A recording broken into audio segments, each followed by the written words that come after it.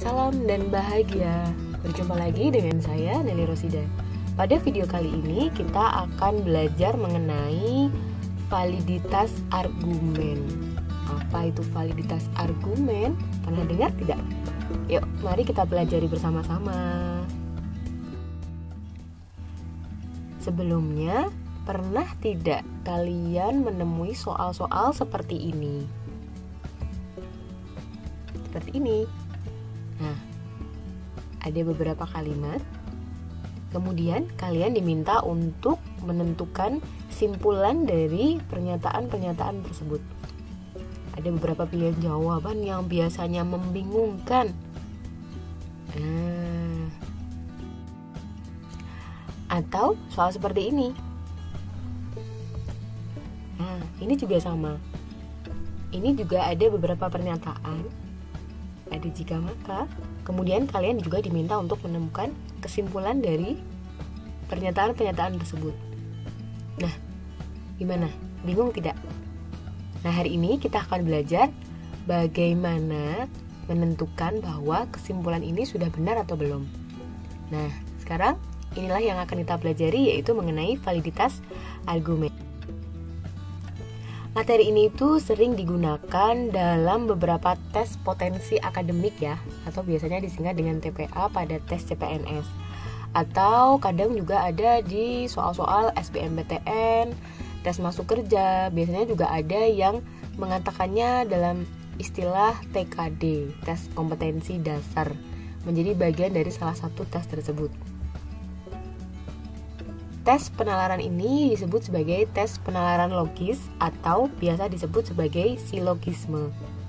Tes ini menguji kemampuan logika seseorang dalam menentukan kesimpulan dari beberapa premis atau pernyataan-pernyataannya.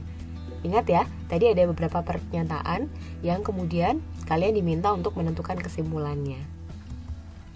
Tes ini itu sebenarnya bukan untuk menguji seberapa pandai kemampuan berbahasa Indonesiamu loh, tapi untuk menguji seberapa baik kamu bisa menemukan, memahami, dan memanipulasi fakta-fakta yang terdapat pada premis-premis yang ada.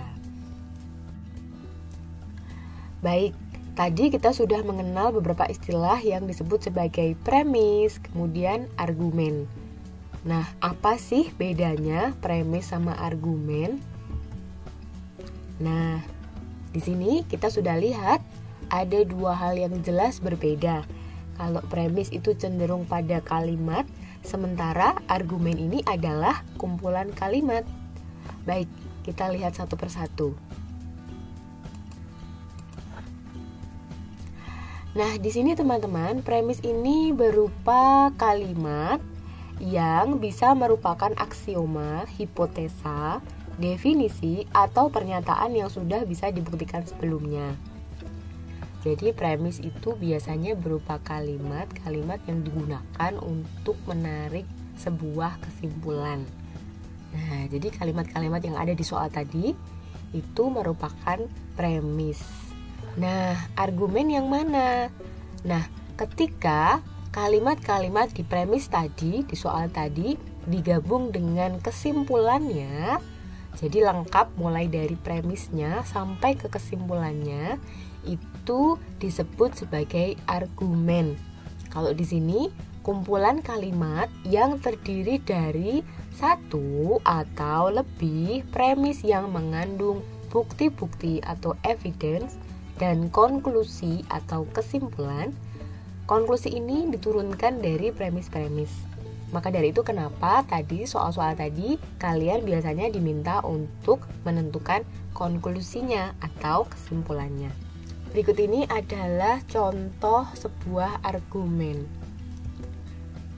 Misalnya ada premis 1, ada sebuah kalimat atau pernyataan ya. Itu biasanya kita sebut sebagai sebuah premis. Premis 1. Semua bilangan genap habis dibagi 2. Kemudian ada 10 adalah bilangan genap. Ini juga premis. Jadi di sini ada 2 premis yang kita punya yang akan kita pakai untuk membuat kesimpulan. Nah, di sini kalimat yang terakhir merupakan kesimpulan atau konklusinya. Jadi 10 habis dibagi 2. Nah, kalimat pertama dan kedua ini disebut sebagai premisnya. Kemudian kalimat terakhir ini ada kata jadi atau biasanya ada tanda titik seperti ini. Ini disebut sebagai konklusinya. Nah, gabungan dari premis, serta konklusinya ini disebut sebagai argumen. Itu, ngerti ya?